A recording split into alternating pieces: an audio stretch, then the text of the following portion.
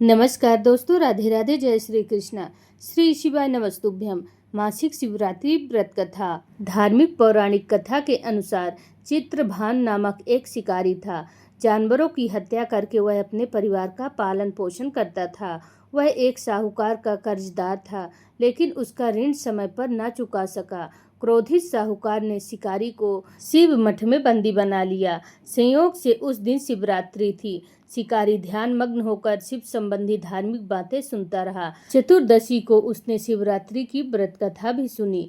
शाम होते ही साहूकार ने उसे अपने पास बुलाया और ऋण चुकाने के विषय में बात की। शिकारी अगले दिन सारा ऋण लौटा देने का वचन देकर बंधक से छूट गया। अपनी दिनचर्या की भांति वह जंगल में शिकार के लिए निकल गया, लेकिन दिन भर बंदी गृह में रहने के कारण भूख प्यास से व्याकुल था। शिकार खोजता हुआ वह बहुत दूर जंगल में निकल गया। जब अंधकार हो गया तो उसने विचार किया कि रात जंगल में ही बितानी पड़ेगी। वह वन के एक तालाब के किनारे एक बेल के पेड़ पर चढ़ गया। रात बीतने का इंतजार करने लगा। बिल्व वृक्ष के नीचे शिवलिंग था, जो बिल्व पत्रों से ढका हुआ था। शिकारी को उसका पता न चला। पड़ाव बनाते समय उसने जो टहनियां तोड़ी वे संयोग से शिवलिंग पर गिरती चली गईं। इस प्रकार दिन भर भूखे प्यासे शिकारी का व्रत भी हो गया और शिवलिंग पर बिल्व पत्र भी चढ़ गए। एक प्रहर रात बीत जाने पर एक गर्भिणी हिरनी तालाब पर पानी पीने पहुंची। शिकारी ने धनुष पर तीर चढ़ाकर जो ही प्रत्यंचा खींची। हिरनी बोली, मैं गर्भिणी हूँ, शीघ्र ही प्रसव करूंगी। तुम एक साथ दो जीवों की हत्या करोगे, जो ठीक नहीं है। मैं बच्चे को जन्म देकर शीघ्र ही तुम्हारे समक्ष प्रस्तुत हो जाऊंगी, तब मार लेना। शिकारी ने प्रत्यंचा ढीली कर ली और हिरनी जंगली झाड़ियों में लुप्त हो गई।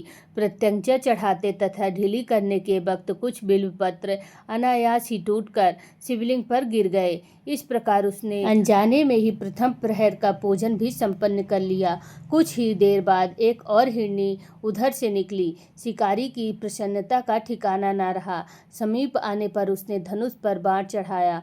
तब उसे देख हिरनी ने विनम्रता पूर्वक निवेदन किया, हे शिकारी, मैं थोड़ी देर पहले ऋतु से निवृत्त हुई हूँ, कामातुर विरहिणी हूँ, अपने प्रिय की खोज में भटक रही हूँ। मैं अपने पति से मिलकर शीघ्र ही तुम्हारे पास आ जाऊंगी। शिकारी ने उसे भी जाने दिया। 2 बार शिकार को खोकर उसका माथा ठनका। वह चिंता में पड़ गया। रात्रि का आखिरी प्रहर बीत रहा था। इस बार भी धनुष से लगकर कुछ बेल पत्र शिवलिंग पर जा गिरे तथा दूसरे प्रहर की भी पूजा संपन्न हो गई। तभी एक अन्य हिरनी अपने बच्चों के साथ उधर से निकली। शिकारी के लिए यह स्वर्णिम अवसर था। उसने धनुष पर तीर चढ़ाने में देर नहीं लगाई।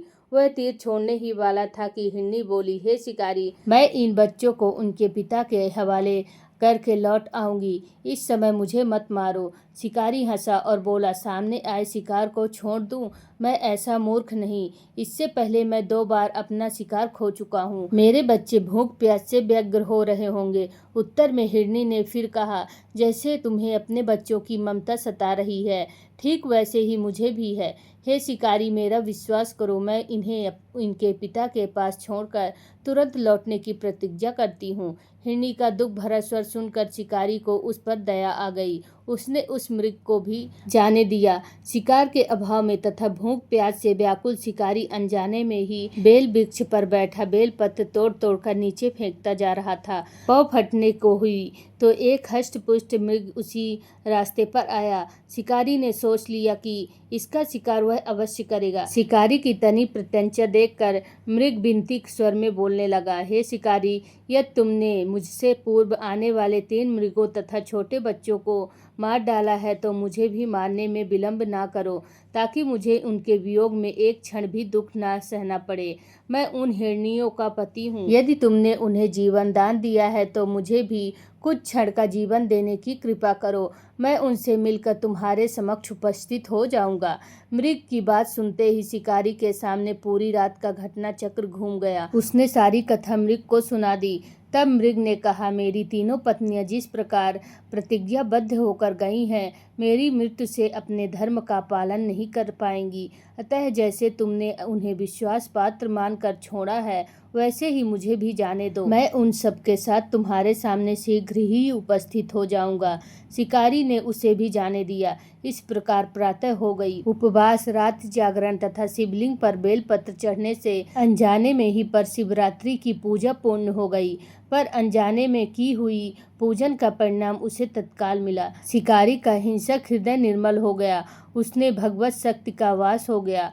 थोड़ी ही देर बाद वह मृग परिवार शिकारी के समक्ष उपस्थित हो गए ताकि वह उनका शिकार कर सके। किंतु जंगली पशुओं की ऐसी सत्यता, सात्विकता एवं सामूहिक प्रेम भावना देखकर शिकारी को बड़ी ग्लानि हुई। उसने मृग परिवार को जीवन दान दे दिया। अनजाने में शिवरात्रि के व्रत का पालन करने पर शिकारी को मोक्ष और शिवलोक की प्राप्ति हो गई। बोलो हर हर महादेव।